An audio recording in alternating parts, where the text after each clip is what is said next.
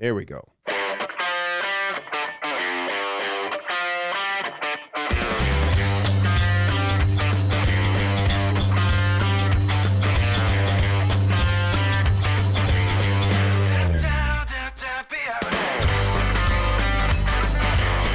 All right, well, welcome from beautiful and sunny Wisconsin on this morning.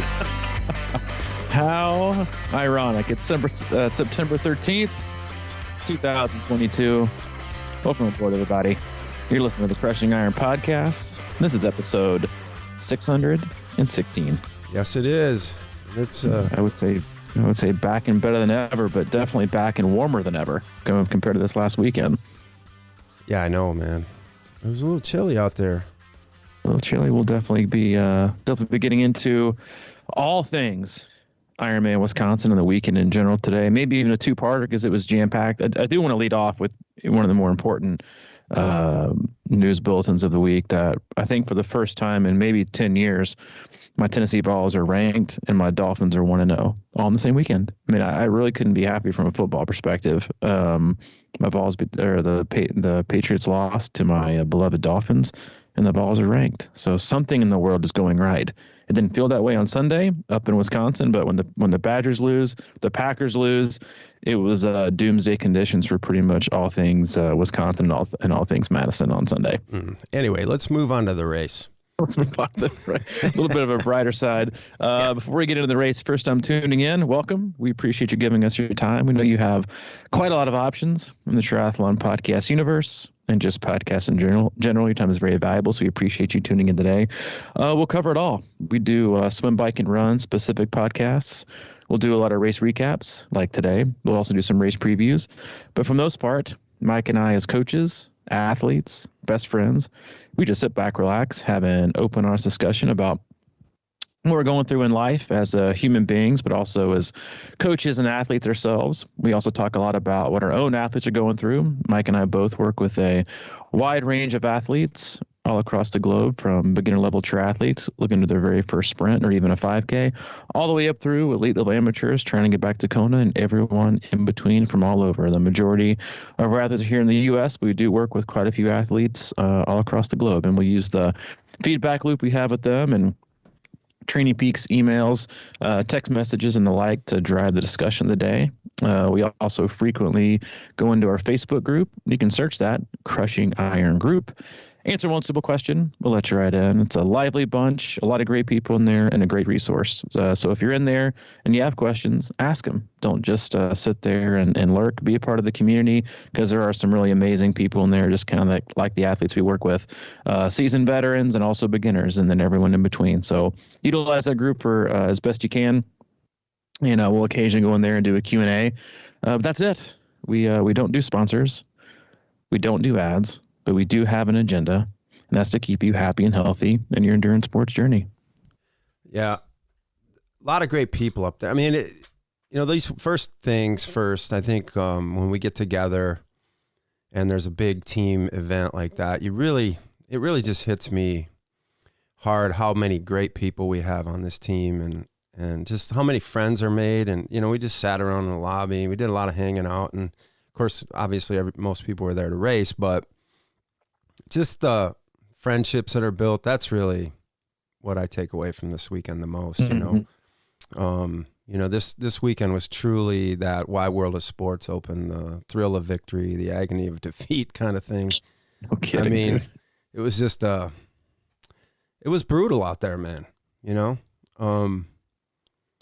I think, reflecting on that, it's like I knew going into that it was going to be awful.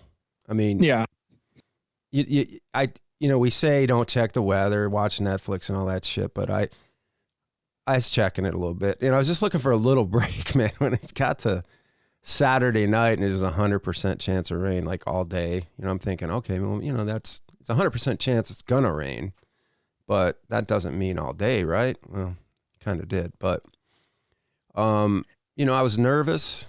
And, I got, we were in the swim line and everybody's just, it's like, I did not want to do it. It's like you get there and you're like, holy shit, this day is going to really suck. You know, it's like that feeling you got. And then you're just thinking about I was a little nervous about the swim because we did a practice swim. I felt good. I felt strong, but I was a little bit out of sorts on it.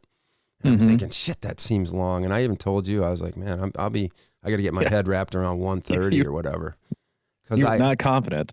No, I mean, I was, but it usually happens to me on a practice swim up there for whatever reason. I think it's just because I don't warm up like I always tell people to do. And then I go out a little too hard. So that was my focus.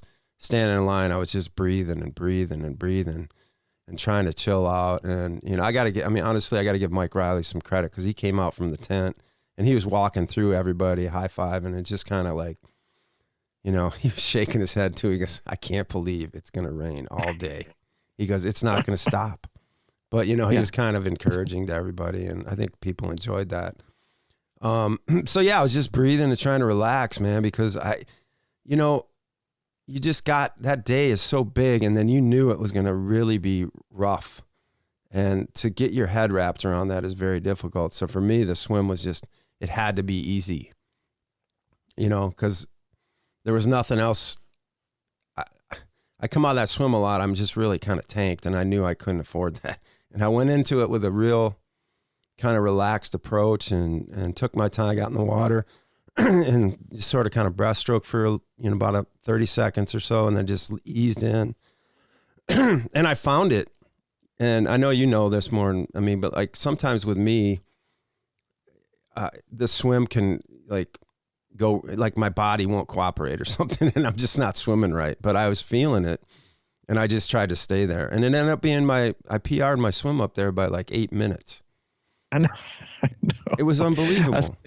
Yeah, and just for full perspective, you know, for those tuning in, obviously we're talking about Ironman Wisconsin. That was this last Sunday. They also had the 70.3 the day before, and you were in Wednesday. I touched down in there Thursday, Friday, Saturday was your typical Madison, Wisconsin September weather. It was perfect. It was a little cool in the morning. It was sunshine. They did the 70.3 on Saturday. And I think borderline had the best racing conditions you could possibly ask for. There was zero wind, sunshine, a little bit of cloud cover. The water was perfect. It was again, the reason people love racing in Madison in that September time slot is it's usually perfection. And Saturday it was perfection. But then later on the evening, you could tell the clouds are rolling in. You're checking the forecast. Obviously, we had a bunch of athletes racing. Even as a coach, I'm looking at the forecast and I'm like, holy shit, dude. It's like not just all day rain, 36 hours of rain. Starting the night before, cruising all day through up. I mean, it was raining Monday morning when I left at 5 a.m. from the hotel. I mean, it was like pitch black and so pouring. I was like, my God. So as a coach, you're when the conditions, and I've spectated and coached a lot of races that have had crappy conditions. And I told you before we started on the podcast that I don't know that there's been a worse condition race I've ever been to, especially one that long. I've been to Louisville when it's been hot, been to the two Louisvilles that it was freezing cold and windy. Was at the Rev 3 race that you and I were at together, 10 years ago, horrible conditions, but it was shorter. This was just unreal. And I have to just say, you know, as a person that got to watch it and had you racing and a bunch of athletes racing, if you finish that race, you get legendary status, in my opinion. Barely over 1,000 people finished out of 1,700 that registered. I think the DNF rate, it will probably be close to 35%. Even as a spectator, you walked out that morning and you're like, your first thought is, God, I just hope everybody gets off the bike okay. Right? Right. Not just from, and again, like to put in full perspective for people who weren't there, and like I know that it was race coverage. I think they did a decent job of kind of really putting a highlight on how bad it was. The swim was harder than the day before, but it wasn't hard, but it was still fairly choppy and windy. The current was going a different direction. But it was just how cold you were going to be when you got out. And then it had rained so much the morning before the race even started. I was more concerned, honestly, about flooding on the bike course. Because it is so hilly there that they were going to be, and it's already a technical bike course, right? Like, you know, it's already on its own at a perfect sunny day, a fairly technical hard bike course. And you add in, you know, flood there was a flood warning. We woke up that morning, Yeah. and windy and cold, tired people, right, on a course where they're already kind of jittery, and your thought is just like, and I'm sure this was the thought of any athlete, was like, just get me off the bike in one piece. Right, because you already knew it was going to take you longer, right? Because you're going to have to be on your brakes more. You're going to have to be careful. You got to be careful of other people. And as a coach, I was just anybody who you saw that morning, you were just like, you have to have, I think, a different level of, and this is one thing that I admire about you a lot, is that I think one of your biggest strengths is just, you're I think at heart, you're kind of a contrarian. You fly in the face of well, it's just, you go to your own speed, and you're also insanely stubborn. And that also combine that with like a real sense and of core of like resiliency, like, I don't really care how the fuck it looks, I'm just going to get it done, is complement that with, a little, I think everyone has an ego. And I think on a day like that Sunday, you had to have kind of a different switch, honestly, that maybe other people don't have. And I had no question that I'd never doubted for a second when you got in the water, you were going to finish. Just because that's how you're wired, that's how you're built. But it was an incredibly hard, difficult, cold day, obviously evident by the amount of people who didn't finish.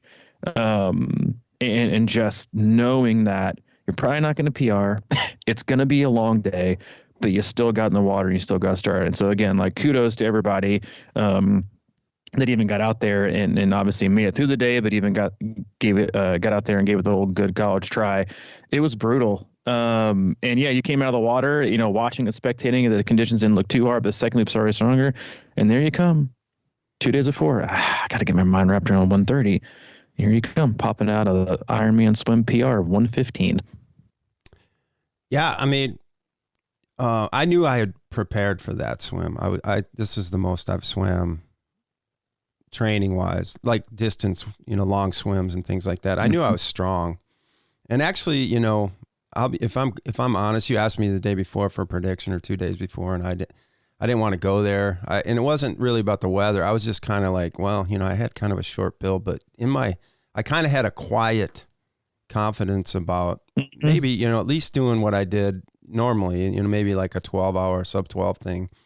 But, before the race, I think what I was, like I said, I was not excited about doing this, but I somehow turned my head into this place, and I got to, it's easy to say, well, when you get done, that you look back on this experience, it's like getting through any shitty day or terrible experience. They're always the great memories, right? So I got my head there somehow. And I said to myself, I was like, well, you don't buy things, you buy experiences. And so then it turned into like, all right, this is going to really suck, but it's pretty awesome. It's like, yeah, not anybody, but perfect days are perfect days, and they kind of, just blend in with the other ones, but this will be a memory. So that's where my head got. And I think that's what, and I knew that I could probably find something, that's the whole thing, is you got to find something all day. It's like, what's next? So yeah, I did. Not only did I PR, I got out of there and I felt awesome. Like I had more spring in my legs and running up that helix and just coming out of dude, you were light-footed. I felt really, really good. And normally out of that swim at Wisconsin, slower, I am just beat up. Mm-hmm. And one of the things I want to say is like, yeah, it wasn't too choppy by any means, but I think I've swam there in similar conditions, and the chop got my head, and I tried to like I don't know, say almost outsmart it or something, like be smart about it. But all I did all day was just stay in. I plowed through it. I didn't even like try to time anything. I was just staying right in it and not really, looking up much and just kind of swimming. And that's what worked. But coming out of there, and then I made, we always talk about this, and you're big on this, is like, just stay warm, dress warm, and I've ridden that course a few times this summer, and I really was excited to go get it. I thought I'd been riding a lot, and I felt pretty good about my bike. But I put an extra, like tech shirt in my bag. So I was going to go with arm warmers and then pull a tech shirt over it, and then put the plastic bags in my kit, which has been a long time, trick of yours, and I've been doing it ever since. And I think that honestly, the bags is like the biggest thing that people need to do. It's like, it's your core, man. And my core. Yep. So I pulled a windbreaker over it, tight windbreaker. I didn't realize I didn't have any pockets in it. So that really kind of screwed up my back pocket grab with those gloves on. And so then got, on the bike, but I pulled that tech shirt out, that extra layer, because I was like, yeah, just play safe. You can take it off if you need to. And it was I was not cold at all that whole day. I nailed it. I had a little head cap on under my helmet, full length gloves, and I put shopping bags on my feet. I saw. Over my socks. Which isn't the first time you've played that card either. I know. Over my socks, and then I kind of they were longer, higher socks, like calf socks, and then I kind of just rolled those over the top of the bag to keep them out of flapping. And my feet still got wet because it just soaked in there, but they were warm all day. It was like really weird. It was a squishy feeling, but anyway, so onto the bike, man. I felt really good getting out there. And then you wouldn't know this because I didn't know this. Well, you might have known it, but last year the stick was changed because of construction, I believe. Yes. And I heard people talking about it. Yeah, that stick's on. And let me tell you, that fucking stick change is a game changer. Normally you just kind of cruise around that Alliance Center and then roll down that hill and then turn right and, meander your way over to Wayland. But this time there was no right turn and all I saw was a big ass hill right there. And I'm like, what? And there's about 3 more. And of course it was windy as shit. And then raining and I felt fine. I felt really good through about mile 40.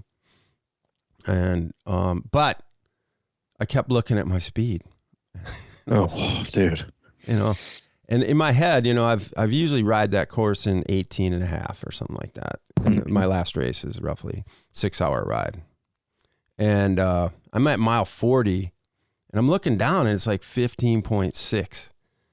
And I'm like, I wasn't looking at it all the time, but I kind of glanced down. I'm like, what the hell? And you're probably passing people. Yeah, a few people, but that's the other odd thing about this race. It was like I told you the other day, I was like a Twilight Zone, man. I just didn't feel like there was that many people out there. And I think that, because I probably got out of the water normally faster than I normally do in the first place. No, I do have to say, like, as a spectator and coach, I would guess, obviously, and there were 1,700 people signed up, 1,400 started. I have to imagine a couple hundred were there and woke up and said, fuck it, I'm not doing this. I'm 100% not doing this. So it didn't feel like an Ironman race was spectating. You're like, where are all the people? And then when you saw like some of the updates of how few people were actually finishing and how many people, I mean, obviously, we had an athlete that pulled off around mile 60 and they were bussing people back and making them leave their bikes because they couldn't transport enough people. Yeah. I mean, it was, and I will say this, and again, we watch people getting off and when you see a race like this and when you take on the environment that you did, you have to have that mentality of like, today isn't going to be spectacular, but fuck it, I'm finishing.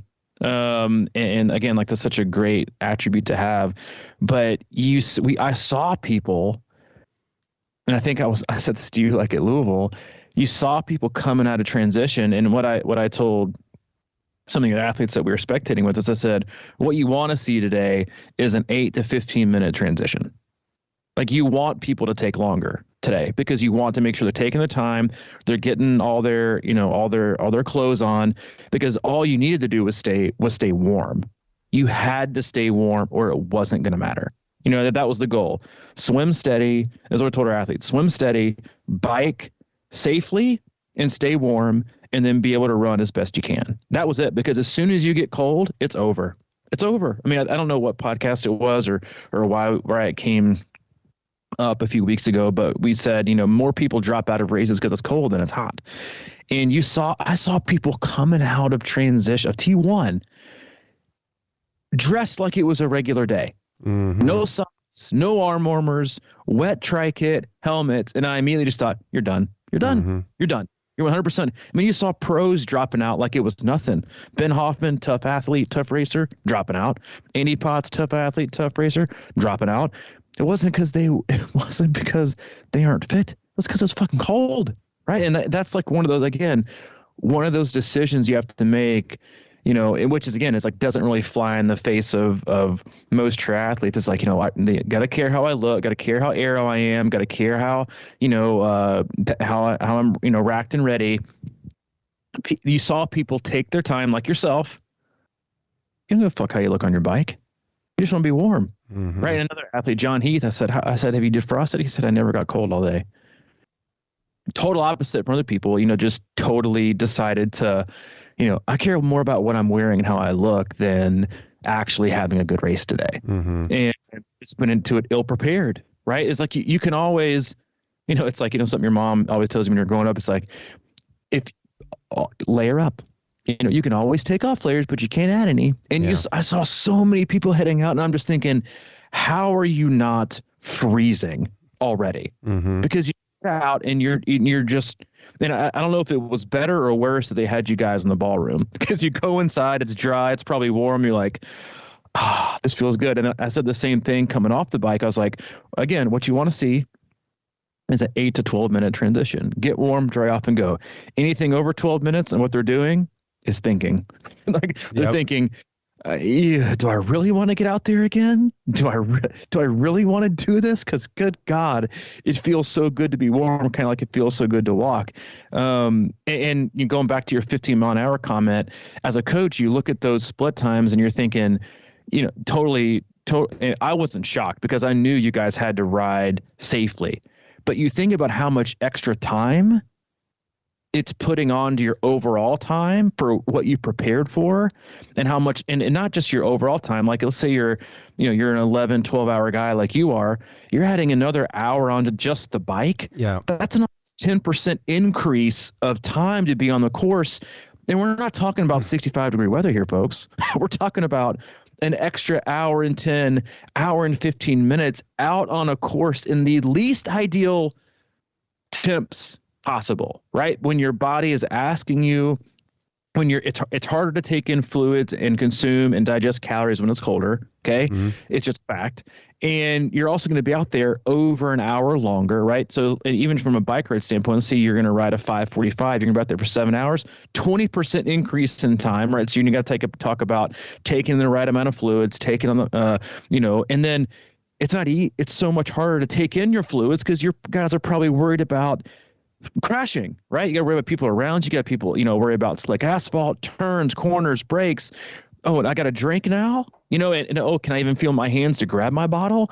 So there was just so many things flying in the face of being able to execute any kind of a race plan that it really just came down to, I think, the athletes that were able to use common sense, right? Common sense and survival to their advantage, because everything else was out the window, and it just made it for a really, really hard day out on the bike course for you guys. Yeah, and I got to be honest, man. When that 15-mile-an-hour business, because I've ridden, like at Louisville, it was cold that time, and I've had decent bike, more in my 6-hour range, and I kept thinking, because I thought it was just maybe me, I hadn't trained hard enough, and I'm like, maybe I don't have what this takes today or whatever. And I started second guessing myself, but I'm also kind of keeping an eye on how many people are passing me. And it wasn't that many. And, I always give into that, especially if I have a decent swim. I always think, well, the bikers or Uber bikers are probably, usually kind of shitty swimmers, I feel like. Yeah. And I always kind of give into that. There's going to be some of these cats just flying by me. I got a quick story about that, by the way. There's this big guy. He was, he had one of those dinner table fucking aero bar situations. Huge guy. He passed me. He must have passed me like 5 or 6 times. And like sometimes he'd be off the side of the road chatting with the aid stations, and then he'd just fly by me. And then after we got up the third bitch, the second loop, he flew by me again. and then the third one, and then he turned that right corner to go down that big bomber, and I turned the corner and I looked over and I swear to God, he was just like looking at the flowers. He was on the side of the road, just kind of like looking at flowers and stuff. And then about 10 minutes later, he flew by me again. I don't know what was going on with that guy, but yeah, so I really thought that I was just kind of sucking it up. And I knew, I was like, okay, well, this, after the third bitch, there's some good speed there. There's a downhill and then you come back into Verona. It's a lot of flats. And I'm like, all right, I'm at, I think I was about 16.2 average at that point. I was like, all right, just be patient and just see how you feel. And I didn't like hammer it, but I got an arrow and I got another story about that. But, so I kind of got that first loop. I went into Verona and I had a lot of those flats and I was like, all right, I feel pretty good. I'm going, 20-ish or whatever, just cruising along. And I got done with that whole loop back over to that, Valley Road or whatever, by the special needs, right through when we get through Verona. And I looked down and I was like, I was started at 16.2 and I'm like, let's bring this up. And then I looked down and it was like 16.3. I'm like, what the hell, man? I knew I was screwed then. And so anyway, it was like kind of, I don't want to say bombing hills, but I was, like, me, I'm more comfortable on the bike. So I was getting after the downhills. I was trying to get over the hills and get into them and do everything we were saying. I just could not figure it out. I could not find any speed anywhere. And then it dawned on me. I was like, yeah, you're getting into the bottom of every hill with no momentum because of the people and the rain and the brakes and all that shit. So you're hitting every bottom of the hill and then you kind of got to get in your climbing gear and like almost start from scratch. That's what it felt like all day. And my legs are starting to sing a little bit, man, on some of those climbs. And it was just dig deep and suck that up. But what I was going to say about, and this is all on me, I'm not blaming anybody. Last year at Chattanooga, the same thing happened. I rode all summer on this bike, a lot of it on the trainer, admittedly, but I did the loop several times. About halfway through the loops, or halfway through the ride, my aero bars came loose again. So I'm doing that like loose steering wheel thing, and I couldn't ride an aero because it felt like I was like, man, am I like delusional right now, or is this the wind? And then finally I figured out it was. I'm like, shit, and I stopped. I tried cranking them down and nothing would help. So something's obviously wrong with them, but I never noticed it. But anyway, I mean, the bumps out there, come on. So I'm sure that was like a huge part of it. But so I'm riding kind of half aero a lot, and I could only do it on one side, and my shoulder was killing me. And man, it was the cold and the wind. I never really, I know it's a bumpy course, but man, it was so bumpy. Like your bones are cold and it just jars you every time, man. So I came around that second loop and I felt okay. But the whole time I knew in my mind, I was like, it's almost just starting, because that loop the stick is 17 miles long. And I knew that was going to be torture, because you think you're kind of done. And and then Wayland Road, you got that long climb. And then I'm like, all right, I got that done. And then we went back to that last new addition to the stick. I turned left into that road and it felt like a wind tunnel with like some guy behind it with a hose of just spraying water through that fan, like a big industrial fan. My face, like, you got to be kidding. And there's like, I don't know, maybe 4 more substantial hills in 4 miles or 5 miles or something right there. I was screaming I was kind of going, what the fuck is this?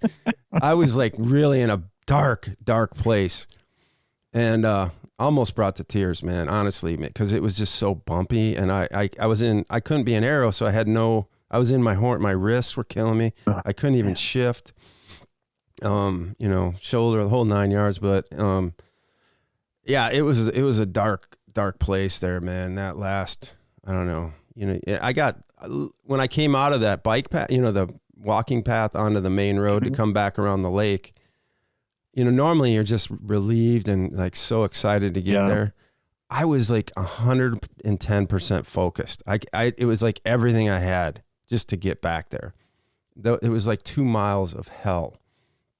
And the last split for every athlete was the slowest split on the day. Yeah, I noticed that too. Yeah, it was like, like a significant drop. in pace. And like you said, you're thinking, and you see that usually when people come off the bike, they're happy, right? I'm done with the bike, right? I'm off. I'm done.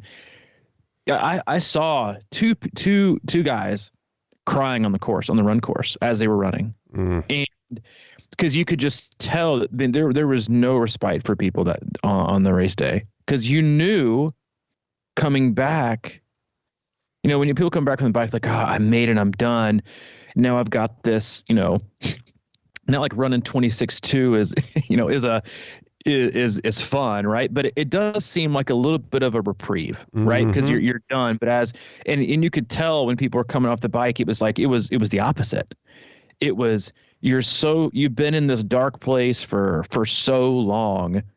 And that's kind of been like the consensus from the athletes we've talked to. And I think you said it too, is like, I was in a dark place. And like, once you're in it, like you can't see the light, especially when you know out in front of you, because you can see the weather. Like, it wasn't like sun was peeking out, right? And the rain had stopped. Right? You didn't. There was no hope, right? I know it was a hopeless, fruitless way back, because you knew, good God, now I've got 3.5 to 6 hours more of this suffering, right? And in the middle of that, you had a choice inside the banquet room at the Minota Terrace, and probably a comfy chair to make that decision. And honestly, if you made it back to T2 and you left T2 to go run, you should have a badge.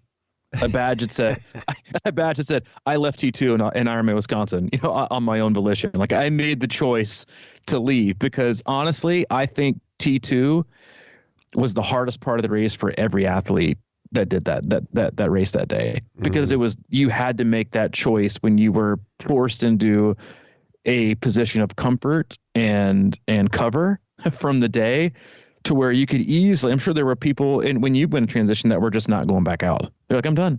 I made it back home, because that's what I thought, that people I bet you a huge chunk of people wanted to quit at mile 80, but they thought, I have to make it back because no one's going to come get me. So I've got to go back if I want to like get out of this. So I've got to make it back. And then when they got the transition, they decided to call it a day. Yeah. I wonder about that too. I had that normal feeling of throwing my bike in the lake, and, but my arms were too tired. And then I was like, well, I got to finish this, because, then it won't go on record, because I didn't bring my bike into T2. So anyway, I pulled in around, I got to the top of the helix where the mountain line is, and I'm like ready to get off it, and they're like, keep going. You just go around the corner and you just do a little turn and you kind of coast down. But even that was like too much. I was like, oh God, I stay on the bike.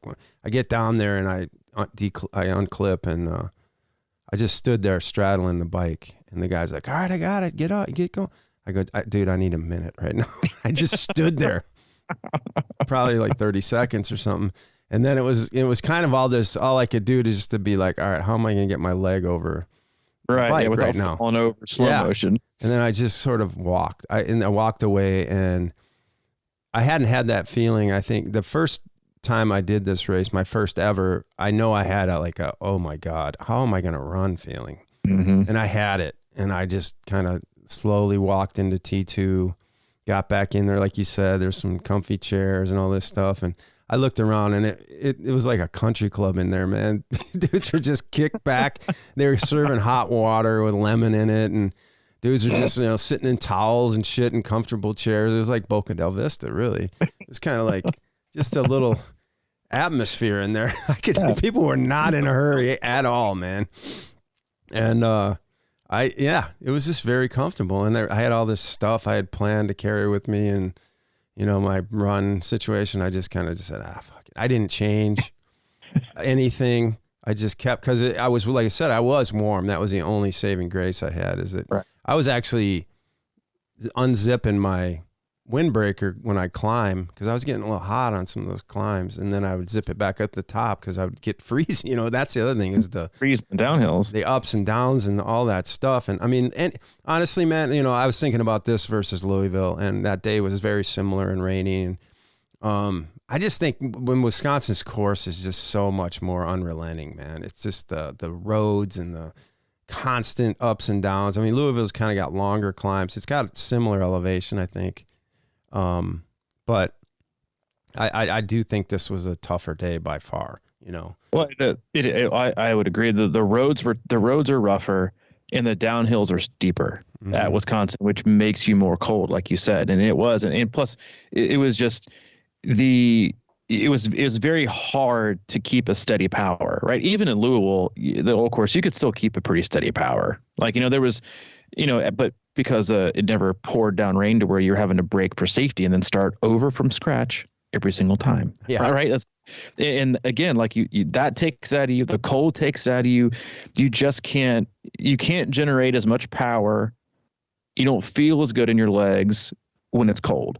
Right. And then you add the having to start and stop, and then you add the wind, then you add the rain, then you add probably a base level of anxiety for on the court, right? Because you were worried about, like, I would have to imagine that you were so sore from gripping the bike so hard because they didn't want to crash. They were on their brakes. They were probably up in the hoods more than normal. You just wanted to get off the bike, but you also wanted to stay upright, right, on the bike. It was not a race. It was not. You could tell, like, even, and which I will say, as you know, I posted up at my usual bus stop. What the fuck was up with the run course change at the last minute? Yeah, they've never run past our hotel. It's always been the double kind of. You get to see people going back and forth on the other side. You know where our bus stop is.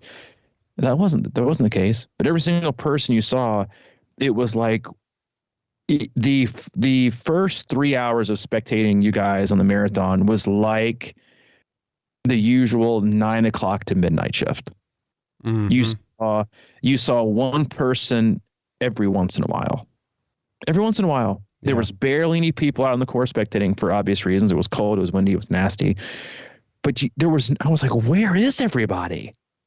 And it was because, one, they were all in transition still, or they had stopped because only 1,000 people finished. And you're like, it was a really, you said it perfectly when you said it was like kind of like the Twilight Zone. That's how it felt too as a spectator. I was like, this is not normal. Like it was just, you could tell there was just the race course was sparse, and I couldn't help but feel for the athletes because that's the exact opposite of what you guys needed. Was you needed more, and what you got was conditions you got less, right? It was the total opposite spectator experience and probably crowd support experience that people come to know and love when they go to Wisconsin in these races. State Street, sunshine, you know, people are outside eating on the patios, cheering. I mean, I walked right in the restaurant and got a table at the window to watch. Like in past years, that same restaurant's like, we can't even do to-go orders, we're so busy. Yeah. And it was just, and everybody who got off the bike, you said it, you said, I'm a dark place, man. Everybody was like, this is miserable. No one had a single positive thing to say. And you're like, God, like, and now you know you got to go run 26-2. All right, and so you get off the bike, you come out of transition. What are the thoughts going through your head? Well, I was a little concerned, and I just put on my shoes and I walked out, and I walked almost the length of the whole transition, how they kind of route you through there now. And I was like, boy, I just don't know, but yeah. And I just, went into a little bit of a light jog, and then they kind of take you up that damn hill out of transition. And I think I probably walked that thing. And then, was it Mark Phillips was there? He said, hey, I thought my race was shit at that point, 7-hour bike, I've never even, that's by far the worst bike I've ever had. And he's like, hey man, you're 13th in your age group. And I was like, what? And so then I was like, then it's kind of that. I'm glad he said that, actually, because again, I did feel like I didn't know if I just hit a weird pocket where nobody was around me that much out there. But so I was like, all right, well, yeah, it's a tougher day, obviously. I mean, I knew it was tough, but just to think about it being that gave you a tough. Positive perspective. Yeah.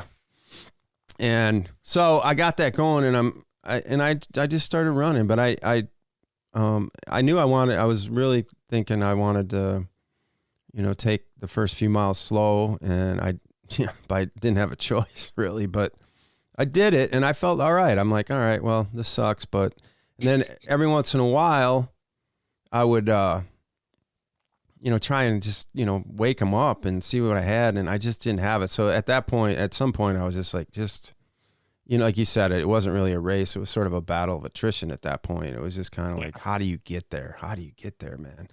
And I thought, well, if I can just keep doing this, and it felt okay. It wasn't pleasant, and it was all right. The first loop was decent. And, but then again, and then it got lonely out there, man, on that run course. How was the lake path? Well, that's what I was just really, we had talked about, like you had said, I think, it's kind of like just get your bearings, get through the hills. And then once you get to the lake path, that's kind of when that's when what's going to go down. Yeah. It's kind of like mile 6 or so.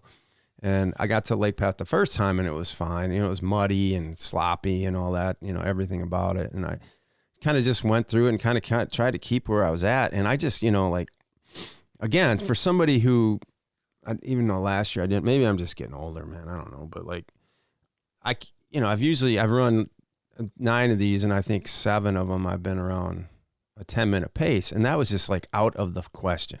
It wasn't even a topic, and I couldn't even get there. I guess I had a couple splits that were decent in that first loop, but it was just sort of more about just kind of staying in the groove. And the lake path was fine the first time, but the second time, dude, because I've never been out there in the dark before. I've always finished about 7:00 usually or something like that. But I was out there when it was about 7:00 or a little later, actually, the second loop. And dude, Lake Mendota on the other side, it was like a ferocious ocean. It was like slamming against the shore, and I was getting sprayed by the mist. It was really intense.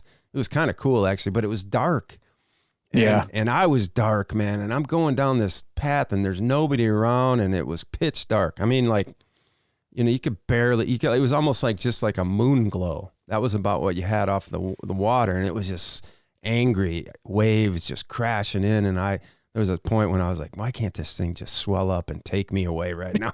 That's where I was. I was right there, man. And then, then you come out of there and you do that damn out and back along the park. And that always seems to be a lot longer than it really is. And coming back, that's dark too. And there's nobody around, like no one. And out of nowhere, and I have to apologize, 'cause I don't even know who this was, but somebody came out and goes, Mike, because I was doing walk runs by then, right? I had a system in my head. It was just really this kind of like counting my steps and doing all this stuff. I was trying to figure everything out. And I just stopped and I was doing my like little walk section, and he comes out of nowhere. He goes, come on, Mike, let's go. I'll run with you. I go, hey man, I'm walk running. I'm fine. Leave me alone. And I'm sorry. I really don't even remember, or I couldn't really see anybody. I didn't know who people, it was hard to pick people out. And of course it was dark, but just normally out there with the rain, and you couldn't see what they were wearing, and you didn't know who was who and all that shit. And so I apologize to who that was. And maybe you can email me and we can work it out. I'm sure no one took offense to anything said on the portion of that. It's like, I can't imagine how lonely it was. There was no one anywhere in the restaurants. And there was just, it was just a really weird day, which obviously, like on the darkest of racing days, you need something, because you don't want to be left with your own thoughts. Right, because they just get you more down and more down and more down and more down. And like I was sitting in my usual bus stop, and there was another coach in there, and he asked, "Hey, do you mind me asking you what did you prepare guys for this race?" And I said, "You can't prepare for this. You can't. You can't physically prepare for this. It was all mental. It was all mental." For obviously, like, if you mental decision to make the right clothing choices, right, and to hopefully stay as warm as possible. But then after that, it was will. It's nothing you can coach. It's nothing you did in training. It's nothing.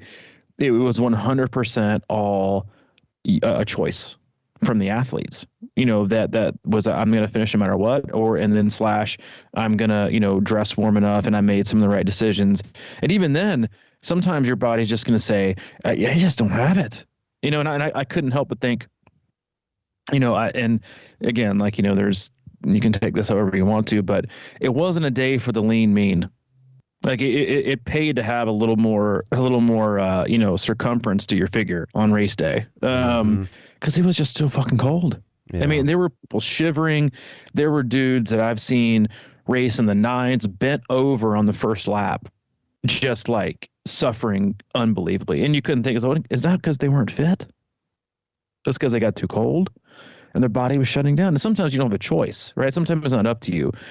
But I can't, the darkness that, because again, like part of the reason why you need so much cheering and spectating on the run course is because you've been out there for so long, and you guys had already gone through. It's like, you prepare for a 12-round fight, and you got off the bike and you're already starting the 12th. It's like you had already taken your shots for the day, and it was like there was no way to physically fit in it from a fit perspective. Because it wasn't a race anymore. Like you said, it was a race of attrition. Mm-hmm. It was how long can I survive, or how long can I delay quitting? Yeah. And I think that was the key. Like if you made it through the first loop and you hadn't quit yet, you were going to do it. Because you're like, fuck, I haven't made it this far. I'm not quitting now. Everybody, our athletes are run by, come out and talk to him like, hey, doing okay? Yeah, I can't wait for this to be over.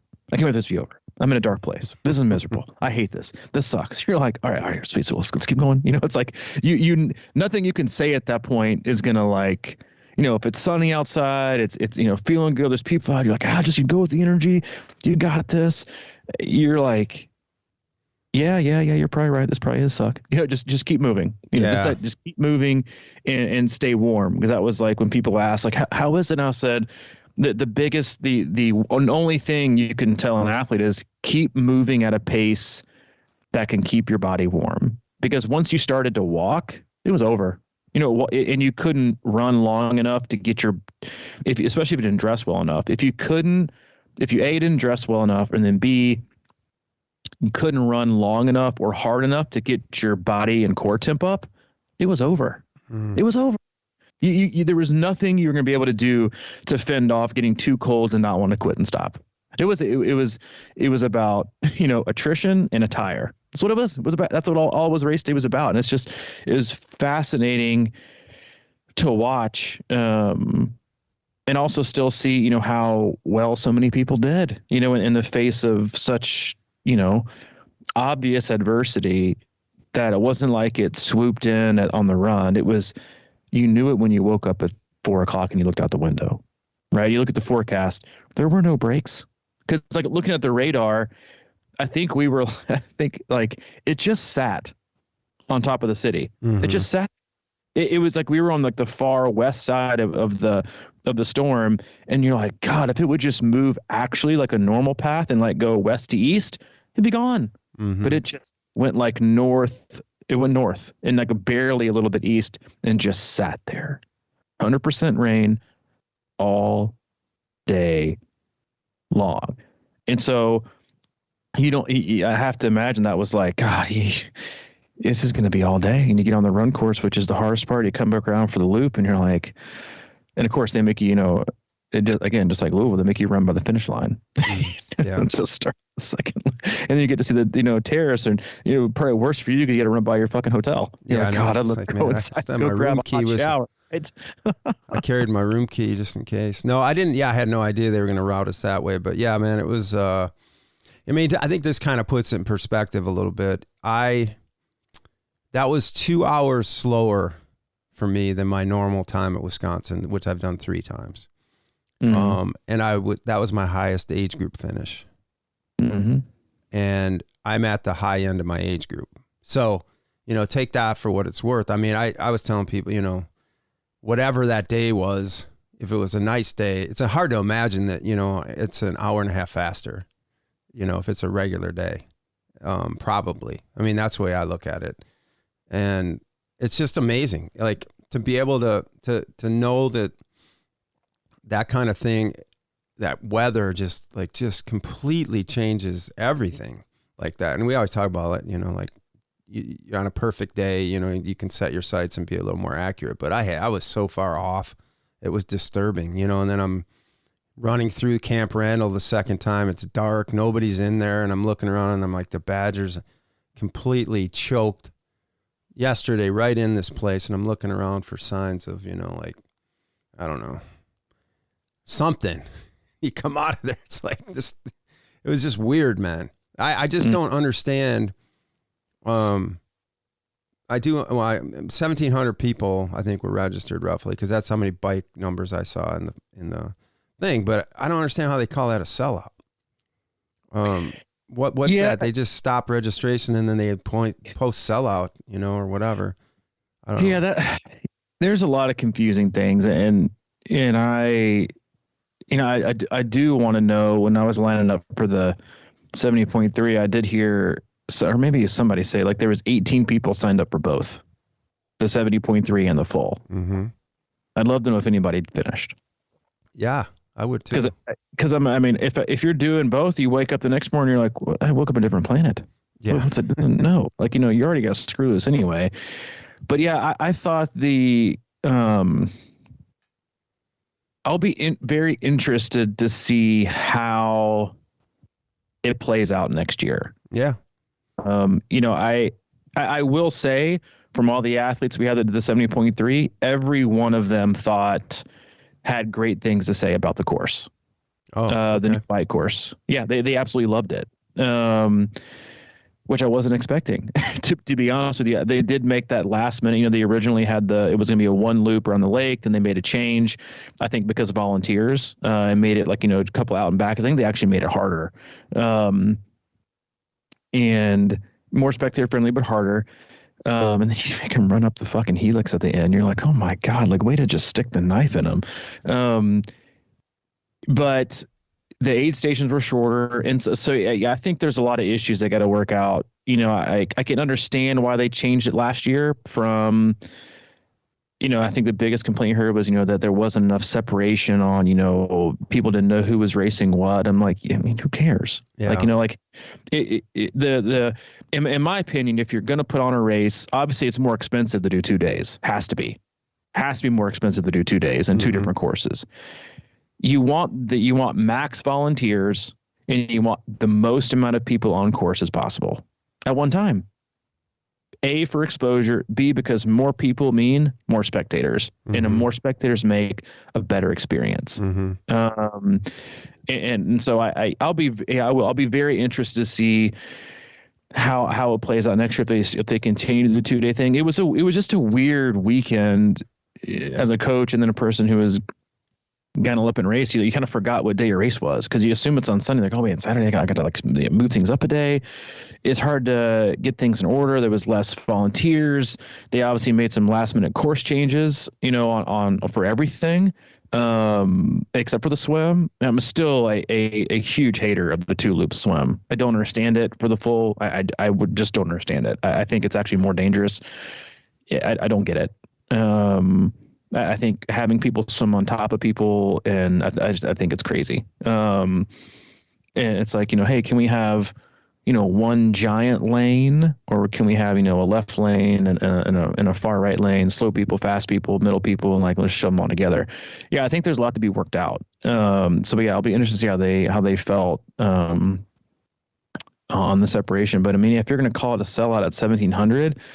In the half had 13 to 14, why not put 3,000 on the course, and put them on the same one like they did last year of the loop, and have them run it and have the whole day spread out, where you have a bunch of people. You got 70.3 people out early spectating and, rocking me.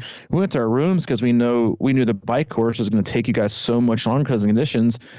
We were in the room for 6 hours. Nothing to do, nobody to watch. We could have watched 70.3 athletes, coming in and doing stuff. Obviously, the weather played a lot too. But yeah, and I'm sure there's a lot to work out as a race director, and you got to give them credit, for one, for making that effort, and especially for the city of Madison to be welcoming enough to do a 2 day race like that. That's not a world championship, but yeah, I'll be interested to see how it plays out next year. Yeah, I got to echo that, because I wasn't a huge fan of the 2 day, races on one day last year as I watched it, but I think in retrospect, I think if you do it, I think that's a much better plan. And I want to give a shout, because it is amazing that they pulled it together. Like you were saying, I think the volunteers, that's a tricky situation. And on the full, man, I got to say, the volunteers were there. And I never had any problems. I almost had too many people offering me shit because there was nobody around. I think that was the thing. It was like, right. I was like, fuck. I was honestly like on the run going, oh, fuck, another aid station. Because it's like you go into a store and you feel like you got to buy something. And I didn't really want anything half the time. I was like, well, what do you got? And I'd stand there and look around and he goes, hey, I got some chips in my truck. Yeah, I'll take some of those. And, it was like, it kind of became this polite denial a lot, but they were definitely ready to hand you stuff. And so I just think it's amazing they did pull it together, and it's hard to, I'm sure, get volunteers. Come on, to stand out in that crap. Dude, no kidding. And I, for the most part, that's always been my favorite part about that race is the big hills and the crowds and the, just the party atmosphere and everything like that. And it was just a big wet blanket all day. And so I think that this is probably my slowest race, and it's probably right there with my first one as far as being proud about it. It's no doubt. It was a real tough day, and I just I don't know. I don't really know what to say. I'm still kind of processing it, but it does make you think that, you can get through a lot of stuff if you can get through that, because holy shit, the end of that bike ride will forever live in infamy in my head. I mean, it was just, it's got to, man. It was just the worst. I just couldn't believe it, man. And then you're almost in, and then you ride behind that damn thing, and there's like just bumps everywhere. I never, like I said, I never really noticed them that much. I knew it was bad roads, but this was just a constant, like just somebody with an ice pick right in my shoulder and my wrists all day. It was like brutal. But I mean, all in all, thank you to everybody that showed up and toughed that out. And congratulations to everybody that finished, because I know it was tough. And I, people who didn't, I totally get it, man. I was just like, I was really, it was like one quick decision away from pulling the plug all day. I probably went through that 100 times. It's like, what the fuck? What's the point? But I guess the point was just to figure out a way and get it done, There's a lot of ways to be impressed when you go and you spectate a race. You can be in awe of speed. You can be in awe of power. And in this race, if you were out there spectating, that was never what came across your mind. And it wasn't because there weren't incredible athletes who had worked hard enough, but sometimes fitness don't matter. Talent doesn't matter. Like that stuff goes out the window. On a day like Sunday, it goes out the window. It goes out the window. And then you become impressed that people just left transition, to come out there. You made a choice to have survived what you just survived, then to just, fuck it, I'll just go do a marathon. When like, hello, what? Like no one makes that, no rational person makes that choice. And then it just became like you weren't clapping and cheering and being like, all right, you're holding this pace, you got to go, you're so close to Perry. It was like, you're just like applauding in admiration of people's ability to be resilient and tough. And you're like, man, you were, it was really weird, right? To spectate. And it was the weirdest race to spectate I've ever been to, just because, again, there were so few people, right? That it was just, it had a weird feeling. You couldn't tell what was the front of the race and what was the back of the race and what was the middle, because everything was so spread out so evenly, and there was so few people doing it, that it was just, and there were so few people in general, especially if you'd been to Madison before and you spectated, you couldn't help but feel like you were on a different planet, because, obviously the locals weren't out because, of the weather, and there was no one out doing anything versus the last year. And it was just like jam packed and people are everywhere. And you just saw people and you're like, man, bravo, You're like, you're moving, you're walking, you're running, whatever you're doing. Bravo. I mean, it really was inspiring, inspiring to watch people make that decision and tough it out and maybe not smile their way through it. It'll definitely be a different experience, but you have to, if you cross the finish line, you made it. I mean, you have to be and should be incredibly proud of what you were able to accomplish on all three areas, mentally, physically, and emotionally. It was just very, very impressive for anyone that was able to cross the finish line Sunday. Yeah. Yeah, I agree. I mean, I feel pretty good today too, actually. Yesterday I was limping around. 3-hour ice bath. What's that? Yeah, no kidding. Yeah, it was like a continual ice bath. I had to laugh. Some guy forgot to stop it or reset his Garmin, and he had the whole thing on his swim. 244,000 yards or something. I don't know what it was. It was funny, but that's kind of what it was. But like I had questions, right? If I had trained long enough or hard enough or whatever. I think I was there, man. I think I was pretty good. I mean, I think my swim, I felt like that kind of showed that I was pretty fit for this race. And then my recovery today, I mean, I was limping obviously yesterday. My IT bands are a little sore, but today I'm kind of moving all right. So it's kind of amazing. But you're right. Yeah, it was like an ice bath for 14 hours of ice. A whole lot of ice. Yeah. And again, just incredibly impressive for everybody. And yeah, it'd be interesting to hear other, as you kind of read other people's stories and it'll be one of those, did you do Wisconsin in 2022? It's like one of those, like the Tahoes and the Louisvilles and the Coeur d'Alenes when it was insanely hot. It's just like you have those races, and that's why, again, like all the more reason to remind yourself, like that's why every day, every race, everything is different.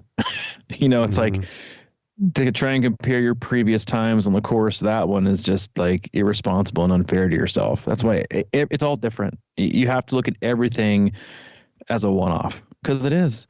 Everything is under a one-off, and there's so many different things that go into a race day and then crossing the finish line. And it's a testament to to how much fitness both means and also how little it means when it comes to deciding on who makes it to the finish line and not. I'm sure there were some insanely fit athletes who have just put in massive amounts of training and didn't make it off the bike, because of poor clothing choices, or their body just couldn't fend off the cold, whether they dressed well or not. Because some people get colder easily than others, some people get hotter than others. And so it was.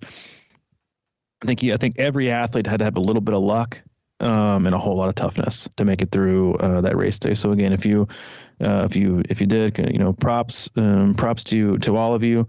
And I'll have to admit, I was very tired when you were about to come to the finish line, and I was nice and cozy in my hotel room and had taken a hot shower and had my PJs on.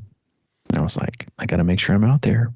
So I walked on out there, meandered, because I had to give him a salute, because I do think it was one of, if not your toughest performance to date. Well, I appreciate you sucking it up and coming out there.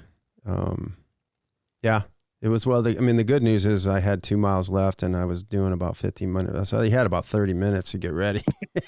I was thinking 2 miles. Shit, that's 30 minutes. And you didn't, because it was brutal, because you guys had a time check at 21, and that was it. Yeah, I know. So you had, I mean, there was a huge gap in based on like where it was previously. It made it a lot easier to track. But yeah, once you guys went through.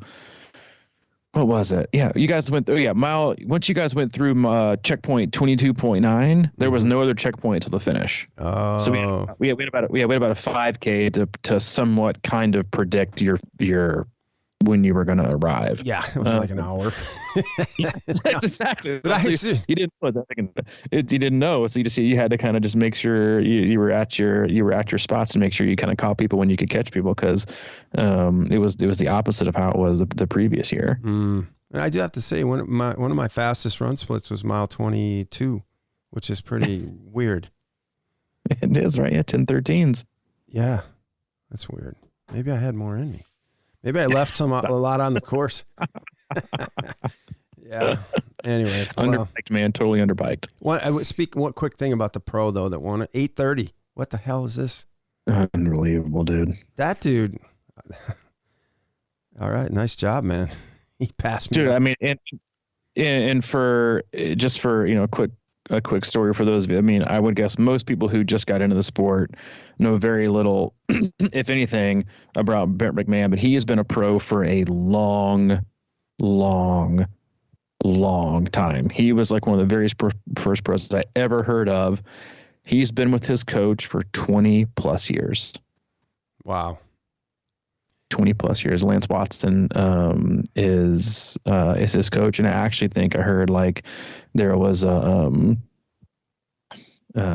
they interviewed him or something but yeah, he's with them for, I think Lance Watson started life sport coaching or something like that. But anyway, he has been this coach for over 20 years. Been on the sport for a very long time, and leave it to a Canadian to win a day like yesterday or Sunday. Oh shit, man! That guy 4:47 on the bike Sunday. Get out of here, dude. He passed me in Verona on my first loop. And we were going around a little corner, going in towards Whitty Road, the roller coaster, and he gave me an on your left. I said, "Be my guest." You can have it, man. So hey, at least you said on your left. Most pros don't say that. I know, that was amazing. I thought amazing courtesy. I just was like, typical for a Canadian. Yeah, very nice. Congrats to him. Congrats to everybody that finished. Congrats to everybody that showed up and went after that race, actually. Yeah, no kidding. It took a lot of gumption, I think, to get in the water. Nobody does that shit. Not many people in this world would have jumped in that water. Nobody. Except you guys. Crazy motherfuckers. That's it. That's all we got. You got any parting words? Nope, I don't.